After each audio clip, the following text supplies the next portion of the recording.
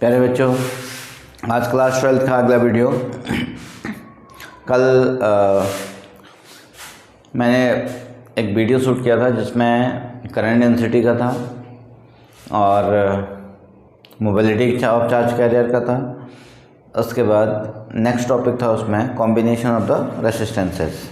ठीक है, combination of the resistances, जिनका रेसिस्टेंस कितना है हमारे पास, R1 R2 R3 था, उसका कल मैंने सॉल्व किया था। और आज नेक्स्ट पॉइंट है मेरे पास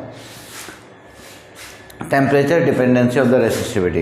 यहाँ पे मैंने जब मैं रेजिस्टेंस का करवा रहा था तो उसमें मैंने कहा था कि रेसिस्टिविटी जो होती है वो nature of material and temperature के ऊपर डिपेंड करते हैं। आज उसके ऊपर टॉपिक है। चलो आज स्टार्ट करते हैं ना। आज का टॉपिक है temperature dependency of the resistivity.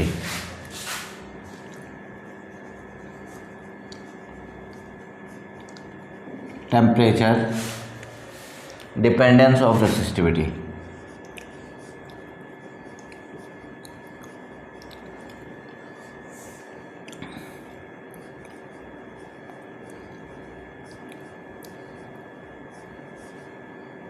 Temperature dependence of the resistivity, ये हो गया। अब इसमें सबसे पहली कंडीशन क्या थी हमारे पास, जो रेसिस्टिविटी होती है। एक एग्जांपल के लिए, द चेंज इन रेसिस्टिविटी यानी रो T minus rho not, row T minus rho not is directly proportional to अब ध्यान रखना, ये बचेगा T माइनस टी नॉट, जो उसका फाइनल टेम्परेचर था, माइनस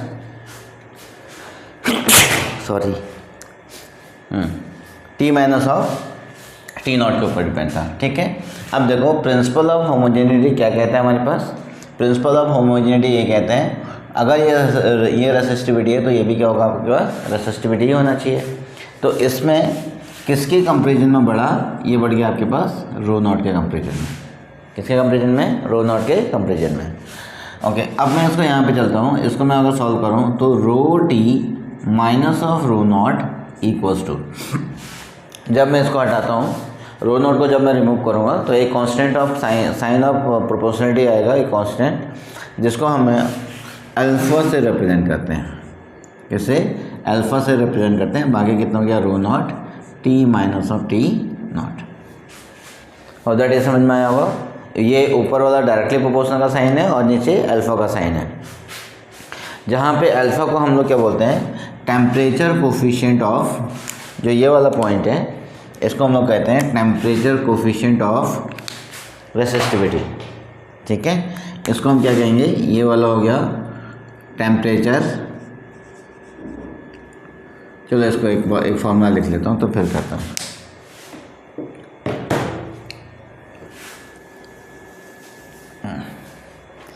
तो 10 अल्फ़ा इक्वल्स टू, अब यहाँ पे क्या हो गया आपके पास, so this imply that rho T minus of rho not is equals to alpha rho not T minus of T not. ये फॉर्मूला हो गया। अब इस फॉर्मूले को हमने अंडरलाइन कर दिया है। अब इसमें देखते हैं ये क्या है आपके पास, resistivity at temperature T, resistivity at temperature T. ठीक हो गया। ये वाली कंडीशन क्या होगी, resistivity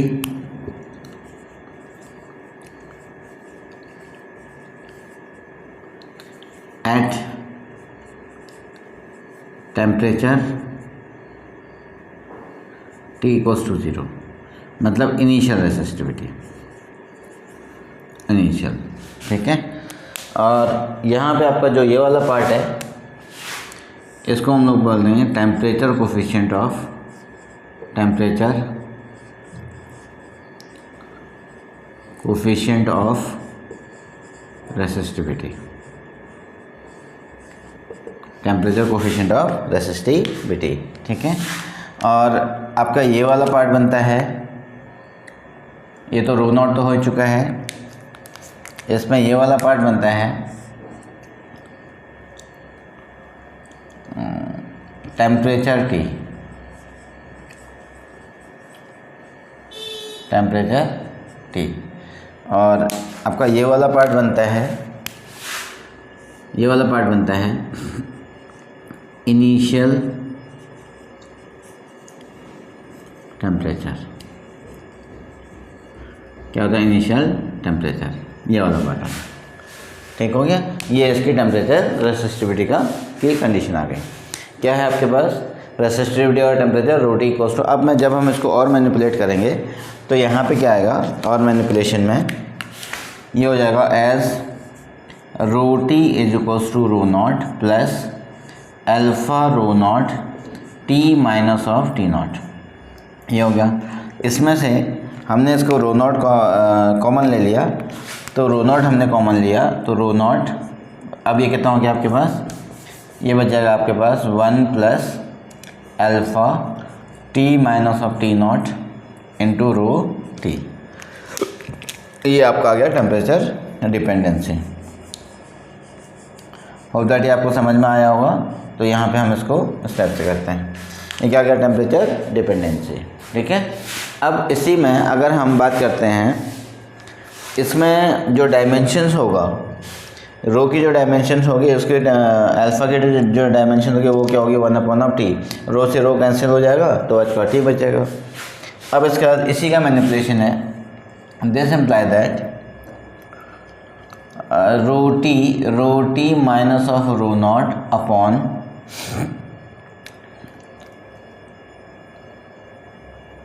upon T minus of T not is equals to alpha. T minus of T not equals to alpha.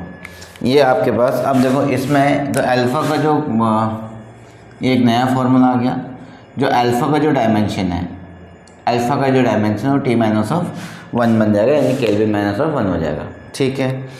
अब नेक्स्ट टॉपिक हम इसी पे चलते हैं, रेसिस्टेंस की तरफ चलते हैं। क्या इसको रेसिस्टेंस में कन्वर्ट किया जा सकता है? देखते हैं फिर से। As note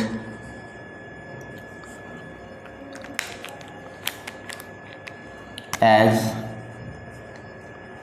row T minus of rho not is equals to rho not T minus of alpha T not into of alpha. इसको मैंने पीछे लिख दिया।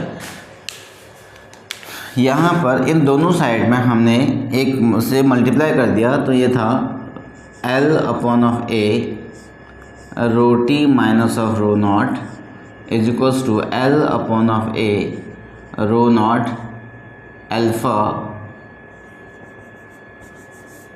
ये हो गया अल्फ़ा और ये बचेगा T minus of T naught. अब इससे देखें, एज हमारे पास यहाँ पर एज बैकअप है R is equals to rho L upon of A, ये बचा। अब इसमें क्या ओपन हो गया हमारे पास? ये बचेगा rho T L upon of A minus rho not L upon of A is equals to L upon of A rho not alpha T minus of T not. ये हो गया। तो ये रेसिस्टेंस हो गया आपके पास आर टी माइनस ऑफ ये हो गया R not is equals to ये बचेगा आर नॉट, ये हो गया आपके पास अल्फ़ा, ये क्या बचेगा अल्फ़ा और ये बचेगा T minus of T not, ठीक है। होप दैट ये समझ में आया होगा। अब तो इसको हम नीचे लेके आएंगे, तो एक तो ये कंडीशन हो गई आपके पास R T is equals to, फिर से वही आर नॉट कॉमन ले लेंगे तो 1 plus alpha T minus of T not. ये स्टेटमेंट होगा, समझ में आया होगा। इस आर नॉट को सेम है जैसे ही था, देखो ये वाला था, इसमें से मैंने क्या किया, रो नॉट कॉमन लिया था तो यहाँ पे आर नॉट को कॉमन ले लिया, तो ये आपका temperature dependency of the resistance आ जाएगा। लेकिन अब ओम्स ने कहा था भैया कि हमने एक्सपेरिमेंट जो था वो कांस्टेंट टेम्परेचर पे किया था, इसलिए ओम के टेम्परेचर में ऐसा कुछ भी नहीं है ओम के लॉ में कि वो टेम्परेचर के ऊपर डिपेंडेंसी होगी। लेकिन डिपेंडेंसी होती है, जैसे जैसे आपकी टेम्परेचर बढ़ेगा वैसे वैसे रेजिस्टेंस भी बढ़ जाएगा, ये आपका टेम्परेचर डिपेंडेंसी होती है। But according to the Ohm's ने क्या किया था कि I have done this experiment the constant temperature, there is no chance for discussion of the temperature. ठीक है, ये तो हो गया आपका रेसिस्टिविटी का। ओके, अब इसमें आता है electrical power, electrical energy and electrical power. बहुत अच्छा टॉपिक है, बहुत अच्छा टॉपिक है। Electrical power, electrical energy and पहले हम इलेक्ट्रिकल एनर्जी डालते हैं। इलेक्ट्रिकल एनर्जी क्या हो गया नया टॉपिक? Electrical energy. ये कंडीशन आ गई। ये बच्चों इलेक्ट्रिकल एनर्जी है क्या? ठीक है, देखो अभी तक हमने जितने भी कंडीशन की थी, एनर्जी का मतलब था या तो वर्क डन, पोटेंशियल एनर्जी का भी वर्क डन, काइनेटिक एनर्जी का भी वर्क डन। क्लास 9 से हम लोग करते चले आ रहे हैं। एनर्जी का मतलब कहीं ना कहीं हमारे पास वर्क डन की कंडीशन में फाइंड आउट करनी है। ठीक है, अब वो वर्क डन की वैल्यू हम कैसे कैसे निकाल सकते हैं, वो अलग अलग उसमें आपके उसमें क्या करता है, डिपेंड करता है। देखो इसमें भी आपको वर्क डन निकालना है। As by definition V is equals to W upon Q। By definition V equals to कितना हो गया? W upon Q। Potential difference, potential difference क्या कहता था? The amount of charge in bringing a unit positive charge from infinity to a point. ठीक है, अब इसमें दिस इम्प्लाई दैट, इसमें W होगा, W इक्वल्स टू कितना हो जाएगा? VQ। W इक्वल्स टू कितना हो गया? VQ। ठीक है, अब पोटेंशियल के केस में अब यहाँ पे क्या होता है हमारे पास? As V equals to I R, V equals to I R हो गया, तो VQ भी कह सकते हैं,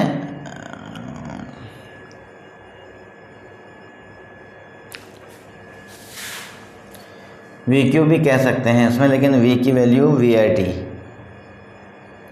हाँ चलो एक काम करते हैं, V को नहीं, यहाँ पे हम लोग रख देते हैं I equals to Q equals to IT।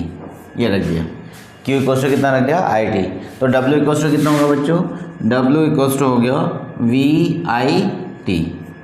एक कंडीशन तो ये आ गई। ठीक है, ये कितना हो गया? So W equals to this imply that W is equals to VIT। ये एक इक्वेशन हो गया, ये एक इक्वेशन मिल गया आपको। फिर as W equals to E, as W equals to E मतलब एनर्जी है, इलेक्ट्रिकल एनर्जी है, तो यहाँ पे कितना होगा? So this imply that E is equals to VIT। E equals to कितना हो गया? E equals to VIT। ये आपके पास एनर्जी आ गई। एक तो फॉर्मूला ये हो गया, ये फॉर्मूला हो गया।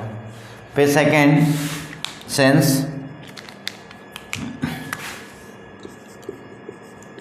since V equals to IR, so this imply that E is equals to IR into I into T। this imply that I square R T। तो फिर से सेकेंड फॉर्मूला क्या आ गया?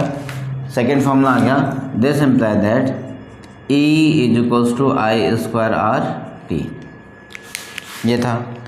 अब इसमें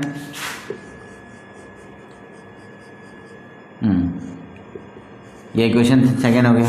इसमें और की वैल्यू रखी जा सकती है, और किसकी वैल्यू रखी जा सकती है? इसमें हमने कर दिया since I is equals to V upon of R, I equals to V upon of R। So this imply that E is equals to V square upon of R square into R into T। तो ये हो गया E is equals to, ये R से R cancel, V square T upon of R। ये भी एक formula हो गया है ना, तो इसको हम लिख दें ऐसे ही। तो E equals to V square, E equals to V square upon of R into T। बच्चों ये इसके लिए भी आ गया।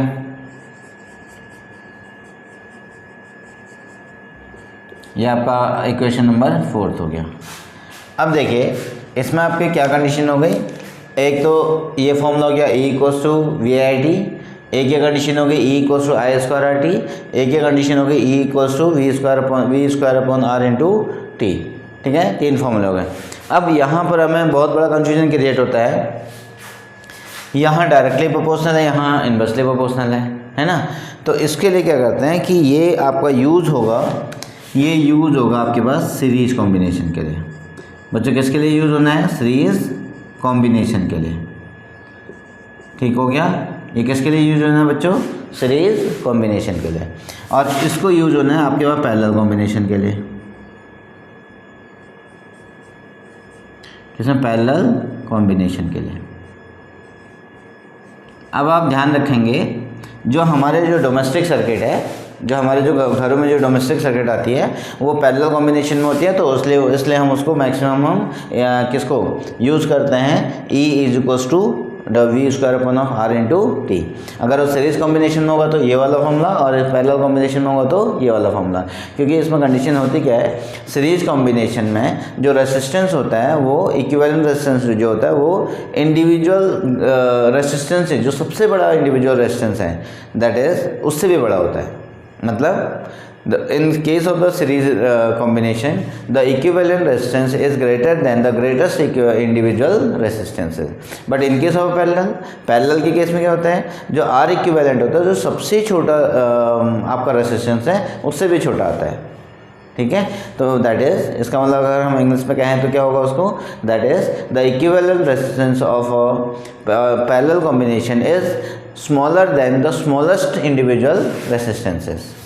होप दैट इतना समझ में आया होगा। तब तक आप वीडियो को पॉज करके कॉपी कर लें। हाँ, चैनल को लाइक शेयर एंड सब्सक्राइब जरूर करें, मेरा हौसला बढ़ाते रहें। और तब तक आप इसको कॉपी करो, फिर आगे बढ़ते हैं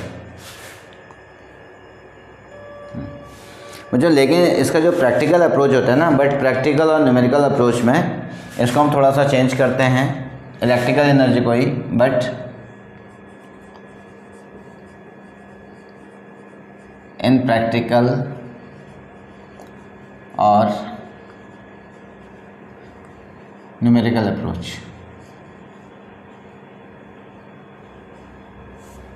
प्रैक्टिकल और न्यूमेरिकल अप्रोच में हमारे पास क्या है, इसको थोड़ा सा हम E के बदले में H को यूज़ करते हैं और इसकी यूनिट कैलोरी हो जाती है। वैसे तो वर्क की यूनिट जूल होती है, तो यहाँ पे किस में होता है, हो जाती है कैलोरी में। ठीक है, अब इसमें जो सबसे पहला फॉर्मूला है आपके पास H is equals to E, पहले हमने जो लिखा वो कितना था, V I T upon of 4.2 joule. ध्यान रखेंगे क्योंकि 1 जूल में अभी, चलो उसको अभी सॉल्व कराएंगे, फिर उसके बाद हो गया नहीं 1 जूल, इसको हम कैलोरी। अच्छा, अगर बाइज में कहीं आप देखोगे तो ये 1.8 भी होता है, ये कैलोरी होता है, और इसको हम लोग V I T upon of 4.2 joule भी कैलोरी भी ले सकते हैं न्यूमेरिकल पर्पज़ के लिए। और दूसरा है सेम इसी फॉर्मूले सब में 4.2 से आपको डिवाइड कर देना है, तो ये कितना हो गया, और दूसरा हो गया equals to V I T. दूसरा क्या था, I square of R T upon of 4.18 joule, 4.18 calorie equals to I square of R T और अपॉन 4.2 कैलोरी। ये इसका हो गया। ठीक है, अब आती है थर्ड की बात में।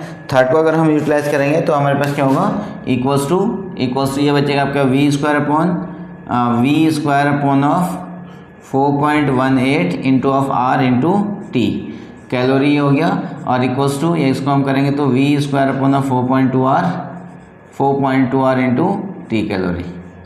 ये आपके पास H की वैल्यू आ गई, यानी E की वैल्यू आ गई। ठीक है, अब इसमें देखें, यहाँ पे आप इसको देखें तो एक तो आपका ये वाला फार्मूला हो गया,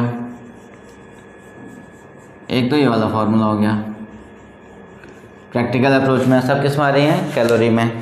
दूसरा फार्मूला हो गया हमारे पास ये वाला, इसको भी आप H कर सकते हैं। यहाँ पे दूसरा फार्मूला हो गया आपके पास ये वाला, ये भी कितना हो गया, कैलोरी। ठीक है, और तीसरा फार्मूला है आपके पास जो टॉप मोस्ट वाला है, उसमें ये वाला फार्मूला है।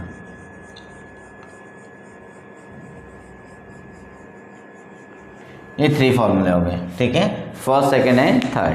ठीक, अब इससे क्या मिला, आप कैलोरी आपके नीचे आ रही है, तो अगर आपको 4.1 जूल को अगर हम करेंगे तो 1 कैलोरी होगी। तो इसका मतलब यहाँ पे नोट में लिख दे रहा हूँ, नोट देखो 4.18 जूल इक्वल्स टू 1 कैलोरी। तो 1 जूल इक्वल्स टू 1/4.18 कैलोरी हो गया। तो जो भी वहाँ पे जूल में थे सारी एनर्जी को मैंने इससे मल्टीप्लाई कर दिया। होप दैट ये आपको समझ में आ गया होगा। ओके, अब यहाँ पे चलते हैं हम लोग, ये आ गया कैलोरी में। अब joules law of the heating, इसी का एक लॉ जूल्स ने दिया था, जूल्स ने प्रपोज किया, उसका नाम था जूल्स लॉ ऑफ हीटिंग। दूसरा टॉपिक है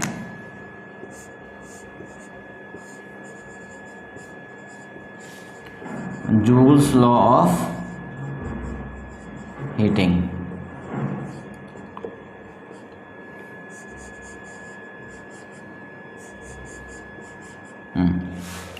जूल्स लॉ ऑफ हीटिंग। अब इसमें क्या था, heat produced in a resistor R, heat produced in a resistor is. देखो सबसे पहले आपको कुछ भी नहीं करना है, ये आपको ये वाला कॉन्सेप्ट लिखना है, आई स्क्वायर इक्वल्स टू, तो H is directly proportional to I square. Second, H is directly proportional to R, और H is directly proportional to time. ठीक, ये था आपके पास फर्स्ट पॉइंट, ये है आपके पास फर्स्ट पॉइंट, ये है आपके पास 2, ये हो गया सेकेंड। तो उसने क्या कहा था, जो हीट प्रोड्यूस होती है वो आपके पास डायरेक्टली प्रोपोर्शनल होगी आई स्क्वायर के, डायरेक्टली प्रोपोर्शनल होगी आर के, और डायरेक्टली प्रोपोर्शनल होगी टी के। ठीक, ये थोड़ा सा डाउन पड़ गया है, मुझे लग रहा है, दिख नहीं रहा होगा। सेकेंड में हो गया H square, H is directly proportional to R, और थर्ड हो गया H is directly proportional to T. जितनी हम करंट को फ्लो करेंगे उतना हीट एनर्जी ज़्यादा प्रोड्यूस होगा, और जितनी रेजिस्टेंस ज़्यादा होगी उतना ज़्यादा हीट प्रोड्यूस होगा, और जितने टाइम तक करेंगे उतना ज़्यादा आपका हीट प्रोड्यूस होगा। ये किसका था, जूल्स का लॉ ऑफ हीटिंग था। ठीक है, अब उसके बाद तो यहाँ से इन दोनों को इक्वेट करेंगे अगर हम, तो दिस इम्प्लाई दैट, इसको अगर हम लोग इक्वेट करते हैं तो क्या मिलेगा हमारे पास, H square directly proportional to I square R T. तो इसको से हमने क्या कर दिया कि एच इक्वल्स टू के आई स्क्वायर आर टी, और यहाँ पे क्या हो गया, इफ़ के इक्वल्स टू 1, तो अब उसके बाद हो गया एच इक्वल्स टू, यहाँ पे जो फाइनली आ गया, तो H is equals to I square R T, ये हो गया। ठीक, अब देखो जूल्स ने किसके रिस्पेक्ट में दिया था, सीरीज कॉम्बिनेशन, और this is valid for series combination. This formula, this is valid for series combination. ये किसके लिए वैलिड है, सीरीज कॉम्बिनेशन के लिए। दूसरा क्या है, पैरेलल कॉम्बिनेशन के लिए, और एच ये ऐसे H square, H equals to, यहाँ पे हम इसका रख देंगे एच इक्वल्स टू कितना हो गया, V square upon of R into T. This formula is valid for, this formula is valid for, this formula is valid for parallel combination. किसकी वजह से हो रहा है, पैरेलल कॉम्बिनेशन के लिए वैलिड है। होप दैट ये आपको समझ में आ गया होगा। अब इसके बाद जो नेक्स्ट कंडीशन थी पावर, ठीक है, नेक्स्ट कंडीशन क्या थी आपके पास, power.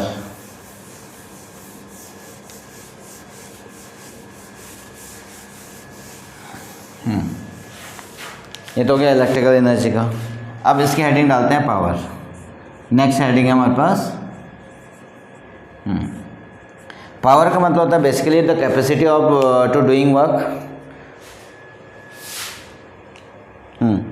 The capacity of doing work. अब इसमें अगर हम इसको डिफाइन करना चाहें तो इसके डेफिनेशन में क्या होगा, पावर के the rate at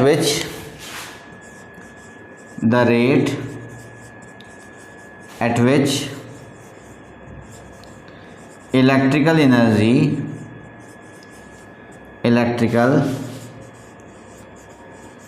energy is converted, the rate at which the electrical energy is converted into another form of energy, into another form of energy। ये बेसिकली एनसीईआरटी में ये डेफिनेशन होगी, तो इसलिए एनसीईआरटी के बेस पे था। और दूसरी इसी के अकॉर्डिंग हम इसको ये कह सकते हैं, इसी के लैंग्वेज में जो बेस्ट डेफिनेशन हो सकती है, the power dissipated, the energy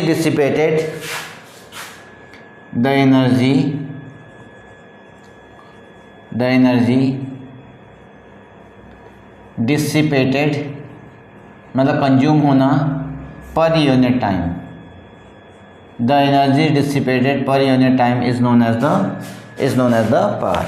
ठीक है, इसका मतलब हो गया बेसिकली हम इसको ये कह सकते हैं, इसका मतलब हो गया अगर हम मैथमेटिकली करें P equals to E upon T और equals to W upon T, ये हो गया है ना, E equals to W upon of T. अब यहाँ पर आपको इस E को कन्वर्ट करना है, जो स्टैंडर्ड फॉर्मूला आता था हमारे पास, पहला फॉर्मूला क्या आया था, P equals to VIT upon of T, तो इससे ये कैंसिल हो गया, तो P इक्वल्स टू कितना हो गया VI। ठीक है, तो इसमें हमें क्या मिला, बच्चों इसमें मिल गया that equals to this imply that P equals to कितना हो गया VI। अब P इक्वल्स टू VI है तो इसमें यह ऐसे बन गया, P इक्वल्स टू VI हो गया। ठीक है, ये भी किसके लिए यूज़ होगा, सीरीज कॉम्बिनेशन के लिए यूज़ होगा, ये भी किसके लिए, अच्छा ये स्टैंडर्ड है, but V equals to I R, अगर ये R है तो अब हमें यहाँ पर हमें क्या चाहिए कि but V equals to I R, तो अभी कितना बचेगा, so P equals to, so this imply that P equals to I square of R, ये बच गया एक फार्मूला है ना।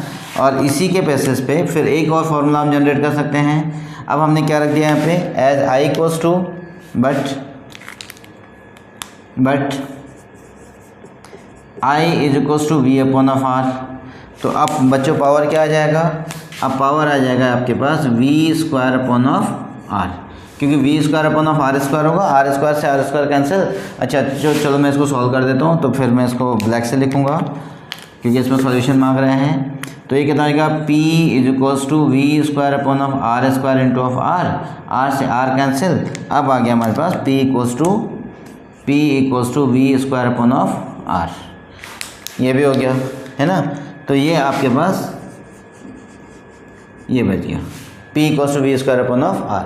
तो पावर के कितने फॉर्मूले हो गए, 10 P equals to 10 P is equals to VI एक formula, P equals to I square of R दूसरा formula, P equals to V square upon of R तीसरा फार्मूला। ऊपर वाला जनरल केस में, सेकंड फार्मूला पैरेलल सीरीज़ के लिए और third formula parallel के लिए। ठीक है, ये तो हो गया जनरल में, ये हो गया जनरल, और उसके बाद ये वाला हो गया आपके पास सीरीज़ के लिए, और ये वाला हो गया आपके पास पैरेलल के लिए। तो फिर से मैं कहता हूँ कि हमारे घरों में लाइट पैरेलल के लिए आती है, इसलिए हम मैक्सिमम कोशिश करेंगे कि थर्ड वाला फॉर्मूला हमारा क्या होगा, यूज़ होगा। ठीक है, ये आ गया आपके पास पावर की कंडीशन। ठीक, अब इसकी जो एसआई यूनिट होती है वो होती है वॉट। क्या होती है इसकी एसआई यूनिट, एसआई यूनिट है हमारे पास वॉट। ठीक है, एसआई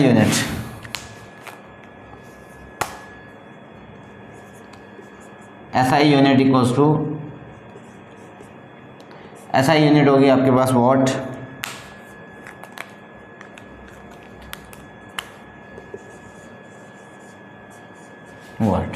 ठीक है। कुछ बिगर यूनिट्स होते हैं, उसको हम लोग क्या कहते हैं, अच्छा ऐसा यूनिट यहाँ नहीं दिख रहा है तो मैं इसको आपको बोल देता हूँ, ये होता है वॉट, इसको रिप्रेजेंट करते हैं डब्ल्यू से। ठीक है, ये जेम्स वॉट के नाम से पड़ा हुआ है तो इसलिए इसकी ऐसा यूनिट ये हो गई। ठीक, और समटाइम्स दूसरी इसकी यूनिट क्या होती है, अदर यूनिट में इसका, अदर यूनिट में हो गया अदर किलो वाट। इसको अगर मैं पूरा लिख दूँ तो यहाँ पे हो जाएगा किलो वाट। इसको हम ब्रैकेट में करते हैं के डब्ल्यू। ठीक है, एक हो गया वाट, एक हो गया किलो वाट।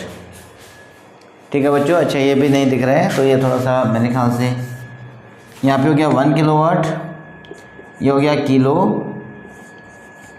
वाट, इसको हम लोग बोलते हैं के डब्ल्यू। ठीक है, एक तो हो गया वाट, एक हो गया किलो वाट। इसके अदर यूनिट्स भी आते हैं बाद में, हॉर्स पावर और भी आता है, वो चीज़ें अलग की चीज़ें हो जाती हैं, लेकिन फिर भी अगर आपको नीडेबल है तो हम उसको भी लिख देते हैं।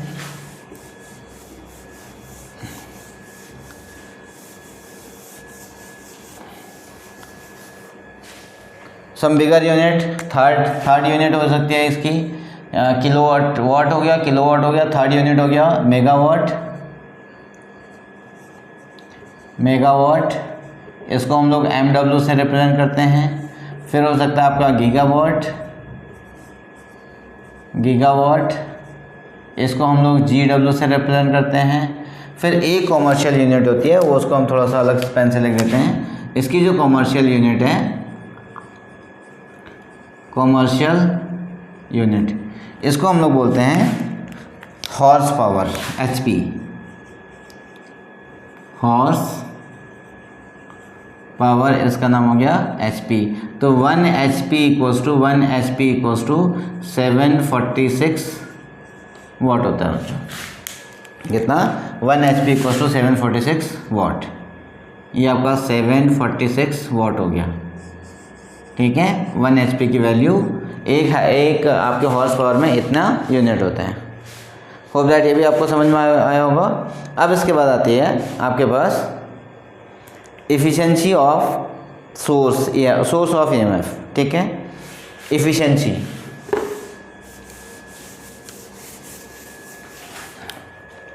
Efficiency of source of EMF। अच्छा, EMF कितना तक दे हमें, efficiency of source of EMF। तो इसमें आपके क्या बचा, जब कभी भी आपको इफ़िशेंसी की नीड पड़ती है ना तो आप आउटपुट अपॉन इनपुट करेंगे।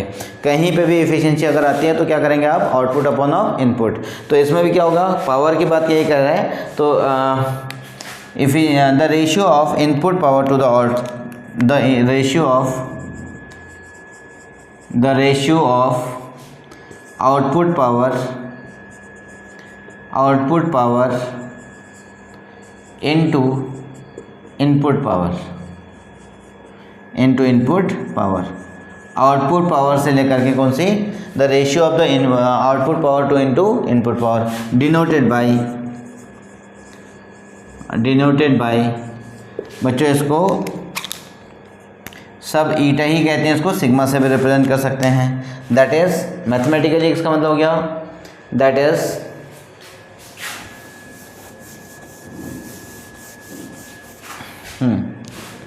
मैथमेटिकली अगर हम करें